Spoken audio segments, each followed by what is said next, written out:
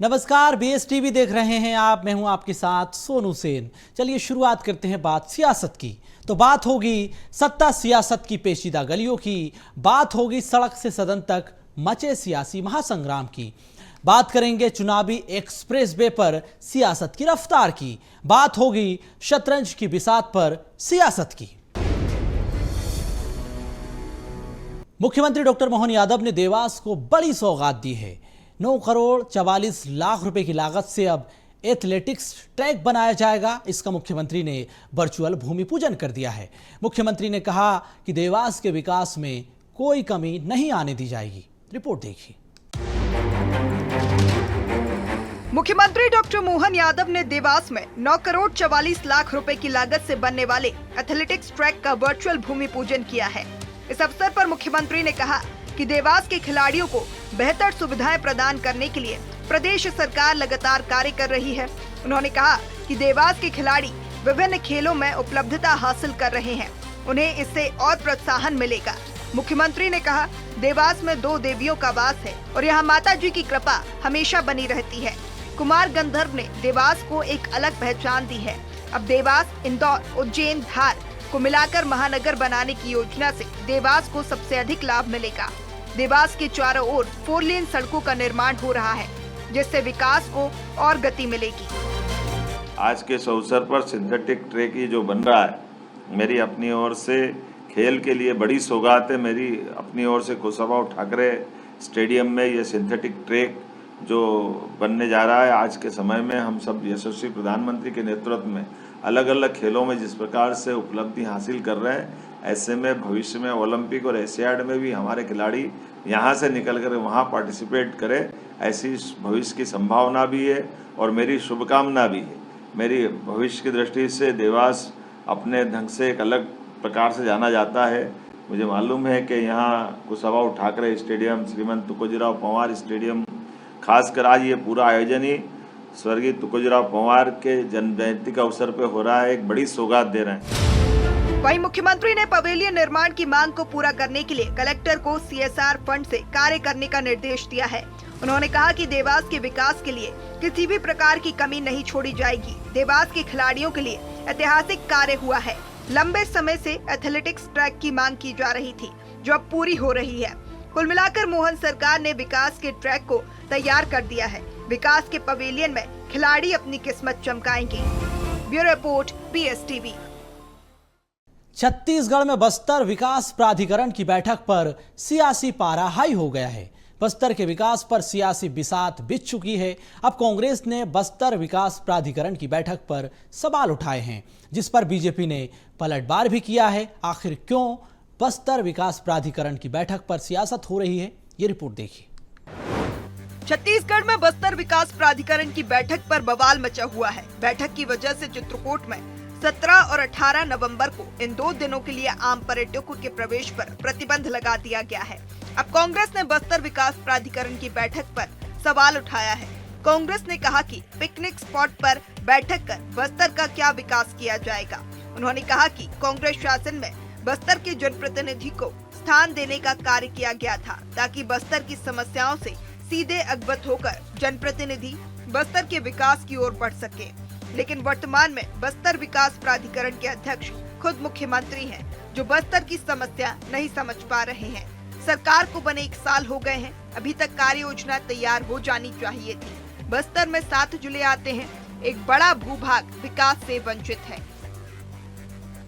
दुर्भाग्यजनक और क्या हो सकता है कि नई सरकार को बने 1 साल हो गया, अब जाके सरकार बस्तर विकास प्राधिकरण की बैठक करने जा रही है, जबकि अभी तक बस्तर विकास प्राधिकरण की बैठक 1-2 बार हो जानी चाहिए थी, कार्य योजना बनाई जानी चाहिए थी और पिछली सरकार ने 5 साल पहले जो वहां के लिए लक्ष्य निर्धारित किया था, उसकी समीक्षा की जानी चाहिए थी। मुख्यमंत्री स्वयं अध्यक्ष बन गए, उनके पास फुर्सत है नहीं, प्राधिकरण की बैठक ले नहीं रहे हैं, सारे काम रुके हुए हैं। बस्तर के आदिवासियों की उन्नति के लिए जो योजनाएं बनाई जानी चाहिए, बस्तर के क्षेत्र के विकास के लिए जो कार्य योजना बनाई जानी चाहिए, वो सब पिछड़ी हुई है। उधर बस्तर विकास प्राधिकरण बैठक पर डिप्टी CM अरुण साहब ने कहा कि योजना बनाकर हम कार्य कर रहे हैं।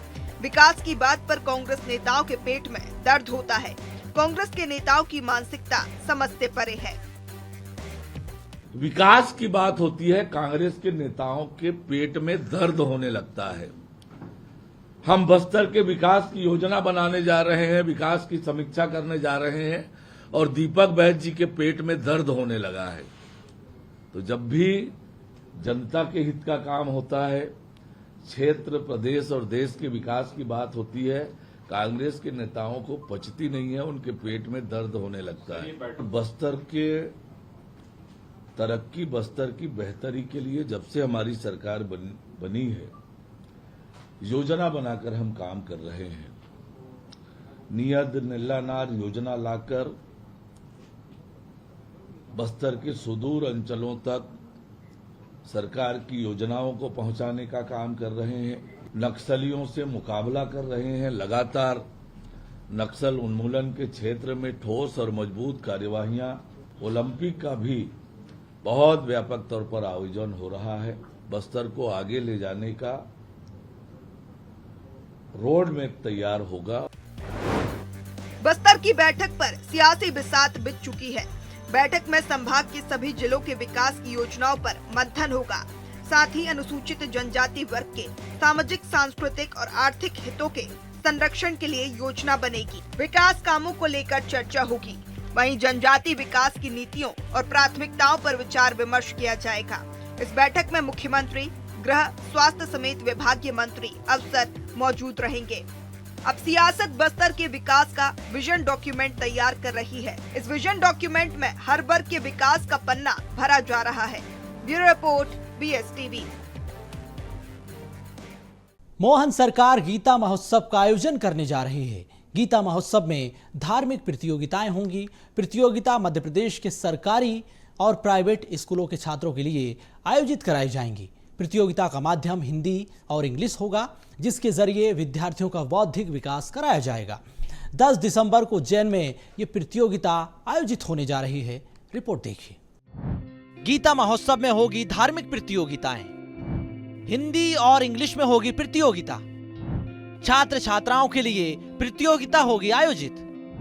आध्यात्मिक धरोहर का उत्सव, जीवन जीने की कला सीखेंगे छात्र। विद्यार्थियों का होगा बौद्धिक विकास। देश में पहली बार गीता पर आधारित विशेष प्रतियोगिता आयोजित होने जा रही है। इस प्रतियोगिता में मध्य प्रदेश के स्कूली छात्रों को एक शानदार मौका मिलने वाला है। सरकार इस्कॉन के सहयोग से गीता महोत्सव आयोजित करेगी, जिसमें भगवान श्री कृष्ण के जीवन से जुड़े सवाल पूछे जाएंगे। इस प्रतियोगिता का नाम वैल्यू एजुकेशन कॉन्टेस्ट रखा गया। इसका पहला पुरस्कार 1 लाख रुपए होगा। इसके अलावा इस प्रतियोगिता में भाग लेने वाले छात्रों के लिए अन्य पुरस्कार भी तय किए गए हैं। यह प्रतियोगिता मध्य प्रदेश के सरकारी और प्राइवेट स्कूलों के कक्षा 9, 10, 11वीं और 12वीं के छात्र छात्राओं के लिए आयोजित की जा रही है। प्रतियोगिता हिंदी और इंग्लिश दोनों भाषाओं में आयोजित की जाएगी। वहीं प्रतियोगिता की तैयारी के लिए इस्कॉन ने स्टडी मटेरियल सभी स्कूलों को भेज दिया है, जिसे छात्रों को पूरी तरह से अध्ययन करना होगा। ये टेस्ट 45 मिनट का होगा। मुख्यमंत्री डॉक्टर मोहन यादव ने कहा कि गीता महोत्सव हमारे महान सांस्कृतिक और आध्यात्मिक धरोहर का उत्सव है। ये एक अद्भुत अवसर है श्रीमद् भागवत गीता के अमूल्य ज्ञान और प्रेरणा को जीवन में आत्मसात करने का। देश में पहली बार गीता पर आधारित विशेष प्रतियोगिता आयोजित होने जा रही है। तो चलिए जानते हैं आखिर प्रतियोगिता में क्या है खास। 3 दिवसीय गीता महोत्सव का आयोजन। मध्य प्रदेश के छात्र जीत सकते हैं 1 लाख रुपए का इनाम। छात्रों को देना होगा सिंपल या ऑनलाइन टेस्ट। छात्र मोबाइल पर भी दे सकेंगे टेस्ट। सिलेक्ट होने के बाद उज्जैन में होगा ऑफलाइन टेस्ट। कॉन्टेस्ट में भगवान कृष्ण से जुड़े प्रसंगों पर पूछे जाएंगे सवाल। विजेताओं को फर्स्ट प्राइज 1 लाख रुपए दिए जाएंगे, सेकंड प्राइज 51,000 और थर्ड प्राइज 31,000 रुपए दिया जाएगा। 10 दिसंबर को उज्जैन में होगी प्रतियोगिता। गीता महोत्सव स्कूल शिक्षा विभाग के माध्यम से मध्य प्रदेश सरकार, इस्कॉन और स्कूल शिक्षा विभाग मिला करके बच्चों की, खास करके हमें इस बात की प्रसन्नता है कि मध्य प्रदेश की धरती पर भगवान श्री कृष्ण ने सांदीपनी आश्रम में शिक्षा ग्रहण की, और खासकर इस नाते से भी कि वो शिक्षा ग्रहण करने ही उत्तर प्रदेश जैसे कंस के मारने की घटना के बाद वो मध्य प्रदेश आते हैं। तो ये उस समय भी हमारे समाज की शिक्षा के प्रति जागरूकता भी बताती है और उनका मध्य प्रदेश में शिक्षा ग्रहण करना, ये हमारे अतीत के उस गौरवशाली पृष्ठ की तरफ जोड़ता है जो शिक्षा के आधार पर मध्य प्रदेश की पहचान बनती है। ऐसे में भगवान के मुख से निकली हुई पवित्र गीता बच्चों तक जाए, समाज तक जाए, इसलिए भारतीय प्राचीन ज्ञान विज्ञान सभी प्रकार का अतीत का गौरवशाली पृष्ठ ये रूबरू कराने के लिए सामूहिक रूप से बच्चों के बीच में मूल्य आधारित शिक्षा प्रतियोगिता का आयोजन नवंबर के आखिरी सप्ताह में होने वाला है। मैं उम्मीद करता हूं कि इस पूरे आयोजन में हमारे सभी बच्चे भाग लेंगे और बदलते दौर में भगवान राम, भगवान कृष्ण के जीवन के विविध पक्षों को समाज के सामने लाने की आवश्यकता भी है। जैसे इनके जीवन के ऐसे कई प्रसंग हैं जिस प्रसंग से बच्चों में धीरता, वीरता, गंभीरता और अलग अलग प्रकार के साहस निर्माण करने के कई अवसर मिलते हैं। मैं उम्मीद करता हूँ नई शिक्षा नीति में भी हमने ये प्रयास किया कि हमारे अतीत के गौरवशाली पृष्ठों को सबके सामने लाएं। ऐसे में इस गीता महोत्सव के माध्यम से मैं आप सबसे अपील करता हूं कि अपने बच्चों को तैयार कराएं और इस प्रतियोगिता में शामिल कराएं। फिलहाल विद्यार्थियों को गीता की अमूल्य शिक्षाओं और जीवन मूल्यों को गहराई से समझने का मौका मिलेगा। बच्चों के लिए ये अद्भुत अवसर है। श्रीमद् भागवत गीता केवल एक धार्मिक ग्रंथ नहीं है, बल्कि जीवन जीने की महान कला को भी सिखाती है। इसमें निहित ज्ञान से आप जीवन के हर क्षेत्र में सफलता प्राप्त कर सकते हैं। ये प्रतियोगिता विद्यार्थियों के बौद्धिक विकास में सहायक होगी, साथ ही धैर्य, आत्मनियंत्रण और सही निर्णय लेने की क्षमता भी प्रदान करेगी। Bureau report, BSTV। Madhya Pradesh विधानसभा के शीतकालीन सत्र की तैयारी शुरू हो चुकी है। 16वीं विधानसभा का चौथा ये सत्र है, 5 दिन तक चलेगा। 16 दिसंबर से इसकी शुरुआत होने जा रही है। 20 दिसंबर तक ये सत्र आयोजित किया जाएगा। शीतकालीन सत्र में 3 विधायकों को भी शपथ दिलाई जाएगी, जिसमें छिंदवाड़ा के अमरवाड़ा विधानसभा से निर्वाचित विधायक कमलेश शाह हैं। इसके अलावा विजयपुर बुधनी से जो भी विधायक निर्वाचित होंगे उनको इसमें शामिल किया जाएगा। रिपोर्ट देखिए। मध्य प्रदेश विधानसभा का शीतकालीन सत्र दिसंबर में होगा शुरू। 16 से 20 दिसंबर तक चलेगा शीतकालीन सत्र। सत्र में 3 विधायकों को दिलाई जाएगी शपथ। राज्य सरकार के अनुपूरक बजट को मिल सकती है स्वीकृति। सत्र में कांग्रेस सरकार को घेरने की कर रही है तैयारी। सीएम 2-3 विधेयकों को भी करा सकते हैं पास। कांग्रेस भोपाल की सड़कों को लेकर सरकार को घेर सकती है। मध्य प्रदेश विधानसभा का शीतकालीन सत्र दिसंबर महीने में शुरू होने वाला है, जिसमें कयास लगाए जा रहे हैं कि विधानसभा सत्र में राज्य सरकार के अनुपूरक बजट को स्वीकृति दी जा सकती है। इसके साथ ही सभी विभागों में प्रस्तावों का वित्त विभाग परीक्षण कर रहा है। वहीं 2 से 3 विधेयकों को भी स्वीकृति दी जा सकती है। विधानसभा सचिवालय ने शीतकालीन सत्र की अधिसूचना जारी कर दी है। शीतकालीन सत्र को लेकर भाजपा प्रवक्ता अजय सिंह यादव ने कहा कि शीतकालीन सत्र की व्यवस्था विधानसभा सचिवालय द्वारा की जा रही है। विधायकों को प्रश्नोत्तर लगाने की भी व्यवस्था करा दी गई। जो प्रस्ताव पास कराना है उसकी भी सूची बनाई जा रही है। देखिए, शीतकालीन सत्र की व्यवस्था विधानसभा सचिवालय द्वारा की जा रही है। उसके लिए तारीखें और व्यवस्थाओं, साथ ही विधायकों को प्रश्नोत्तर लगाने के लिए भी व्यवस्था प्रारंभ कर दी गई है। साथ ही सरकार के लिए जो नियमित व्यवसाय है और जो प्रस्ताव पास करवाना है उनकी भी सूची बनाई जा रही है। शीतकालीन सत्र के प्रत्येक दिन का उपयोग जनहित में किया जाएगा और जनता से जुड़े हुए प्रश्नों के सार्थक जवाब दिए जाएंगे। सत्र के दौरान अशासकीय विधेयक और संकल्पों के लिए 20 दिसंबर की तारीख तय की गई। अशासकीय विधेयकों की सूचना विधानसभा सचिवालय को 20 नवंबर तक दी जाएगी। अशासकीय संकल्प की सूचना 5 दिसंबर तक दी जा सकेगी। वहीं स्थगित प्रस्ताव एवं ध्यानाकर्षण नियम 267 के अधीन सूचनाएं विधानसभा में 10 दिसंबर से विधानसभा कार्यालय में दी जा सकेंगी। इस पर विधानसभा अध्यक्ष विचार करेंगे। शीतकालीन सत्र को लेकर कांग्रेस प्रवक्ता जितेंद्र मिश्रा ने कहा कि इस बार का शीतकालीन सत्र हंगामेदार रहेगा। कांग्रेस जनता से जुड़े मुद्दे उठाएगी। शीतकालीन सत्र हंगामेदार होने जा रहा है। शीतकालीन सत्र में किसान की, नौजवान की और मध्य प्रदेश में कानून व्यवस्था को लेकर के बहुत सारे सवाल सरकार से पूछे जाएंगे। सरकार ने जो वादे किए थे इस प्रदेश की जनता को चाहे 2700 रुपये कुंटल गेहूँ हो, 3100 रुपये कुंटल धान हो। मध्य प्रदेश में प्रतिदिन बढ़ते हुए बलात्कारों की संख्या हो, इसको लेकर के घेरा जाएगा। मध्य प्रदेश जो शांति का टापू हुआ करता था, आज अराजकता की ओर जा रहा है, इसको लेकर के सवाल पूछे जाएंगे। मध्य प्रदेश में भ्रष्टाचार का जो आलम है वो आपने देखा है। ना गरीब सुरक्षित है, ना महिला सुरक्षित है, ना नौजवानों को नौकरी की बात की जा रही है। निश्चित तौर पर ये सारे मुद्दे होंगे इस विधानसभा में। राजनीतिक गलियारों में यह भी चर्चा है कि शीतकालीन सत्र के दौरान मोहन सरकार 3-4 विधेयकों को भी इसी सत्र में पास करवाने की तैयारी में है। विधानसभा सत्र को देखते हुए सरकार के विभिन्न विभागों सहित विधानसभा में तैयारियां शुरू हो गई हैं। वित्त विभाग ने सभी विभागों से प्रस्ताव भी मांगे थे, जिसका परीक्षण भी वित्त विभाग ने शुरू कर दिया। उप मुख्यमंत्री एवं वित्त मंत्री जगदीश देवड़ा अनुपूरक बजट पेश कर सकते हैं। कांग्रेस ने सदन के साथ ही भोपाल की सड़कों पर भी सरकार को घेरने की रणनीति पर काम शुरू कर दिया। Bureau report, PSTV। Madhya Pradesh में मोहन सरकार अब जनता के लिए सुरक्षा कवच तैयार कर रही है। सुरक्षा और कानून व्यवस्था के लिहाज से इस सरकार का बड़ा कदम बताया जा रहा है। इसके तहत पुलिस की नजर अब हर क्रिमिनल पर रहेगी, अपराधियों पर शिकंजा भी कसा जाएगा। भोपाल से खास रिपोर्ट देखिए। मोहन सरकार का सुरक्षा कवच, सुरक्षा के लिए उठाया बड़ा कदम। थर्ड आई की जद में होगा सब कुछ। प्रदेश में अब अपराधियों की नहीं खैर, कानून के चंगुल में होंगे क्रिमिनल। पुलिस की नजर मिलेगी हर एक खबर। प्रदेश की सुरक्षा और कानून व्यवस्था के लिए जरूरी है कि हमारी पुलिस हाईटेक हो। इसके लिए लगातार कोशिश भी की जा रही है। पुलिस विभाग ने अपने अमले को हाईटेक बनाने के साथ ही साथ जमीनी स्तर पर भी तकनीक का इस्तेमाल करना शुरू कर दिया है। इसी कड़ी में मोहन सरकार ने अब एक और कदम बढ़ाया है। इसके लिए गृह विभाग ने लोक सुरक्षा अधिनियम लाने की तैयारी शुरू कर दी है। इसमें कुल 4 विधेयक प्रस्तुत करने की योजना है।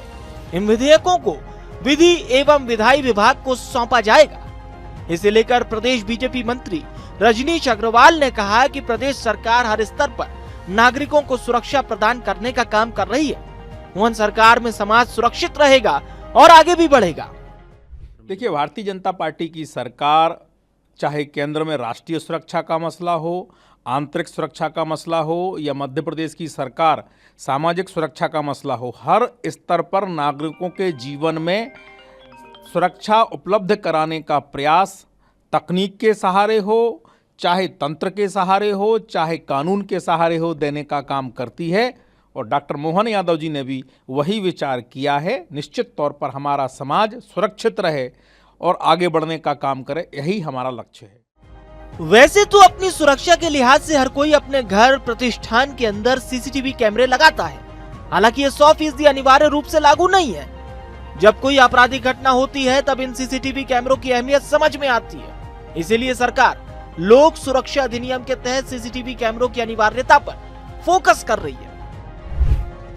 कॉलेजों, स्कूलों, अस्पतालों समेत भीड़भाड़ वाले स्थानों पर सीसीटीवी कैमरे लगाना अनिवार्य होगा। नए एक्ट से संस्थानों के संचालकों की सीसीटीवी लगवाने की ये जिम्मेदारी होगी। सीसीटीवी कैमरों की रिकॉर्डिंग 2 महीने तक सुरक्षित रखनी होगी। मुख्यमंत्री डॉक्टर मोहन यादव पहले ही इस एक्ट को लेकर अधिकारियों को निर्देश दे चुके हैं। वहीं सरकार के इस फैसले पर कांग्रेस ने तंज कसा। प्रदेश कांग्रेस प्रवक्ता अभिनव बरोलिया ने कहा कि सरकार के अच्छे फैसलों का साथ कांग्रेस हमेशा देगी, लेकिन कई योजनाएं हैं जिनमें भ्रष्टाचार हुआ। अब सरकार सीसीटीवी कैमरे के नाम पर नया घोटाला करेगी। सीसीटीवी कैमरे लगाने की बात आ रही है घर घर, तो ये बताता है कि आप ये लेके तो आएंगे, लेकिन इसमें कहीं भ्रष्टाचार और घोटाले को शामिल तो नहीं करेंगे, क्योंकि ऐसे जो योजनाएं आती हैं उसमें बंदरबाट होती है, कैसे उसमें लोग इन्वॉल्व होते हैं। उसके बाद आपने क्या सोचा, जो गरीब बस्तियां हैं, जो अति पिछड़ा लोग हैं, मतलब जो बस्तियां हैं वहां पर आप कैसे इनको लगवाएंगे, कैसे क्या होगा, इसका पूरा खाका कैसे बनाएंगे। तो ये बिना खाका बनाए पटल पर लाना बहुत खतरनाक होगा। और सबसे पहले भ्रष्टाचार और घोटाला इस प्रदेश में है, उससे कैसे आप बचेंगे। इस कानून का उद्देश्य सार्वजनिक स्थानों पर सुरक्षा को मजबूत करना और कानून व्यवस्था की स्थिति को नियंत्रित करना है। इसके अलावा मोहन सरकार किराएदारी अधिनियम को भी लागू करने की तैयारी में है। इससे किराएदारों की जानकारी भी पुलिस को देना अनिवार्य होगा। साथ ही प्रदेश में नए फायर एक्ट को भी तैयार किया जा रहा है। ये सब कवायद जनता की सुरक्षा के साथ प्रदेश में सुरक्षित माहौल देने के लिए की जा रही है। BSTV के लिए भोपाल से मनोज राठौर की रिपोर्ट। आयुष्मान योजना में मध्य प्रदेश के हाथ बड़ी उपलब्धि लगी है। बुजुर्गों का आयुष्मान कार्ड बनाने में मध्य प्रदेश नंबर 1 बन गया है। प्रदेश में अब तक 2 लाख से ज्यादा लोगों के आयुष्मान कार्ड बनाए गए हैं, जिसमें 70 साल से अधिक आयु वर्ग के बुजुर्गों को शामिल किया गया। इसका लाभ भी मिला। मोहन सरकार ने जनवरी 2025 तक 34 लाख से ज्यादा आयुष्मान कार्ड बनाने का लक्ष्य रखा। ये रिपोर्ट देखिए।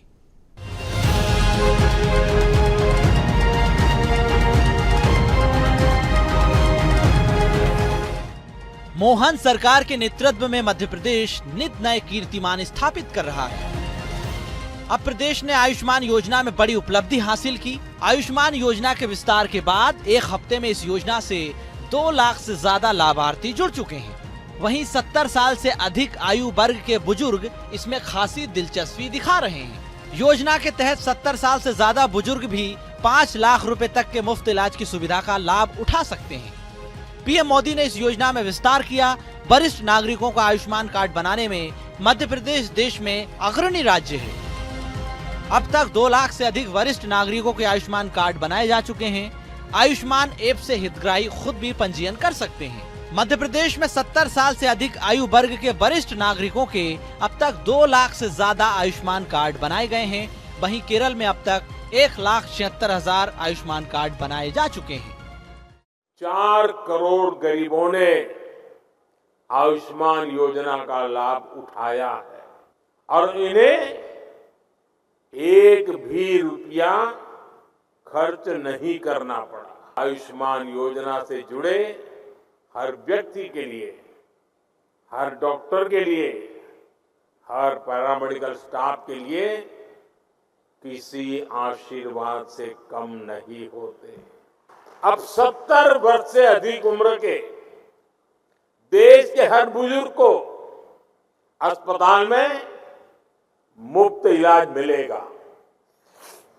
ऐसे बुजुर्गों को आयुष्मान वय वंदना कार्ड दिया जाएगा और ये ऐसी योजना है जिसमें आय की कोई पाबंदी नहीं।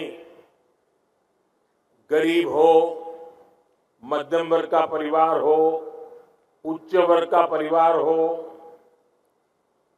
हर कोई इसका लाभार्थी बन सकता है। फिलहाल सरकार वरिष्ठ नागरिकों तक स्वास्थ्य सुरक्षा पहुंचाने के लिए संकल्पबद्ध है, प्रतिबद्ध है। महत्वाकांक्षी आयुष्मान योजना के तहत सभी पात्र वरिष्ठ नागरिकों तक स्वास्थ्य सुरक्षा मुहैया कराई जा रही है। वरिष्ठ नागरिकों को 5 लाख का अतिरिक्त टॉपअप मिलेगा, जिसमें कुल 10 लाख तक का स्वास्थ्य कवरेज मिल सकेगा। मध्य प्रदेश में प्रतिदिन लगभग 30 से 35 हजार वरिष्ठ नागरिकों के आयुष्मान कार्ड बन रहे हैं। मोहन सरकार ने लक्ष्य रखा कि 34,73,325 आयुष्मान कार्ड 15 जनवरी तक बना लिए जाएंगे, लेकिन अब देखना होगा कि ये टारगेट कैसे हासिल हो पाता है। इसके लिए कार्य योजना तैयार की गई। आशा कार्यकर्ता, ANM और CMHO के द्वारा डोर टू डोर दस्तक दी जा रही है। विशेष कैंपेनिंग की जा रही है। योजना के तहत वरिष्ठ नागरिकों को वय वंदना कार्ड नामक एक विशिष्ट कार्ड जारी किया जा रहा है। Bureau report, BSTV। मुख्यमंत्री डॉक्टर मोहन यादव ने गौ संरक्षण को लेकर बड़ा कदम उठाया है। अब राजधानी भोपाल में गौशाला बनाई जाएगी। इस गौशाला में 5,000 मवेशियों के रखने की क्षमता होगी। खास बात यह कि 6 महीने के भीतर ये बनकर तैयार हो जाएगी। इसी पर ये रिपोर्ट देखिए। भोपाल में 10 करोड़ रुपए की लागत से बनेगी गौशाला। गौशाला में होगी 5,000 गायों को रखने की क्षमता। पूरी तरह से अत्याधुनिक होगी गौशाला। गायों का पूरा रिकॉर्ड रखा जाएगा ऑनलाइन। बरखेड़ी अब्दुल्ला में 6 महीने में तैयार होगी गौशाला। मुख्यमंत्री डॉक्टर मोहन यादव गौ सेवा और गौ रक्षा को लेकर बेहद संवेदनशील हैं। रोज सड़क हादसों की शिकार होती गायों को बचाने के लिए प्रदेश में गौ वन विभाग जैसे एक्शन प्लान बनाए जा रहे हैं। इसी कड़ी में CM मोहन ने बड़ा कदम उठाया। राजधानी भोपाल में सरकार बड़ी और हाईटेक गौशाला बनाने जा रही है। बरखेड़ी अब्दुल्ला में सबसे बड़ी गौशाला बनाई जाएगी। इस गौशाला में एक साथ 5,000 गोवंश रखे जा सकेंगे। सीएम डॉक्टर मोहन यादव खुद इस अत्याधुनिक गौशाला का भूमि पूजन करेंगे। 25 एकड़ में बनने वाली इस गौशाला को हाईटेक बनाया जाएगा, जिसमें सीसीटीवी कैमरा सहित सभी आवश्यक संसाधन मौजूद रहेंगे, जो सुरक्षा की दृष्टि से बेहद जरूरी हैं। इस गौशाला की कीमत तकरीबन 10 करोड़ रुपए आएगी। पशुओं की देखभाल और मेडिकल जांच रिपोर्ट ऑनलाइन रहेगी उपलब्ध। गोवंशों को कौन, कहां और कब लाया, ऑनलाइन रिकॉर्ड रहेगा। गौशाला में मशीनों से होगी सफाई। गोवंशों का आहार भी मशीनों से किया जाएगा तैयार। गायों की देखभाल के लिए अलग से स्टाफ होगा, डॉक्टर्स की मौजूदगी रहेगी। हर मवेशी की मॉनिटरिंग की जाएगी। इस हाईटेक गौशाला को 6 महीने में बनाकर तैयार किया जाएगा। कलेक्टर कौशलेंद्र विक्रम सिंह ने अधिकारियों के साथ इसका निरीक्षण भी किया। मौके पर जल संसाधन विभाग, बिजली विभाग, नगर निगम के अधिकारी समेत जनप्रतिनिधि मौजूद रहे हैं। इस दौरान निर्माण एजेंसियों को गौशाला का जल्द से जल्द निर्माण करने के निर्देश भी दिए गए। कलेक्टर कौशलेंद्र विक्रम सिंह ने बताया कि यहां पर जल्द से जल्द हाईटेक गौशाला बनकर तैयार होगी। भोपाल सहित आसपास के निराश्रित गोवंश को इसमें रखा जाएगा। यह गौशाला शुरुआत में 2000 गाय रखने की कैपेसिटी के साथ शुरू की जाएगी। अब्दुल्ला में माननीय मुख्यमंत्री जी के निर्देश थे कि एक बड़ी भोपाल में गौशाला बनाई जाए, और माननीय मुख्यमंत्री जी के निर्देशानुसार हम लोग यहाँ पे भ्रमण कर रहे हैं और व्यवस्थाएं देख रहे हैं कि कहाँ पे पानी हो सकता है, कहाँ पे गाय के लिए शेड हो सकते हैं। इस तरीके से यहाँ पे 5 से 10 हज़ार की कैपेसिटी की एक बड़ी गौशाला का निर्माण यहाँ पे करने की प्लानिंग है। पूरी प्लानिंग होने के बाद में शीघ्र ही इसी माह माननीय मुख्यमंत्री जी यहाँ पे एक भव्य कार्यक्रम करेंगे। माननीय मुख्यमंत्री जी के निर्देशानुसार हम लोग ये कार्यक्रम की प्लानिंग कर रहे हैं। निगम के पास गौवंशों के लिए पर्याप्त इंतजाम नहीं है, इस वजह से हाईटेक गौशाला को बनाने का काम किया जाएगा। भोपाल में 6 से ज्यादा स्थानों पर गौशालाएं हैं, जिनमें 50 से 100 मवेशियों को रखने की क्षमता है। पूरे शहर से पकड़े गए मवेशियों को किस गौशाला में रखा गया, किस गौशाला में देखभाल हो रही है, इसकी मॉनिटरिंग फिलहाल नहीं होती है। इस वजह से कई बार मवेशी मालिक भी मवेशियों के लिए भटकते रहते हैं। ऐसे में एक ही स्थान पर सभी मवेशियों को रखा जाना, उनका रिकॉर्ड रखना, देखभाल करना, ये तमाम बातें आसान हो जाएंगी। वहीं निगम को भी बड़ी गौशाला मिल जाएगी, जहां पर सारे मवेशियों को रखा जा सकेगा, लाया जा सकेगा। Bureau report, BSTV। बात सियासत में इतना ही। मुझे दीजिए इजाजत। आप देखते रहिए BSTV। नमस्कार।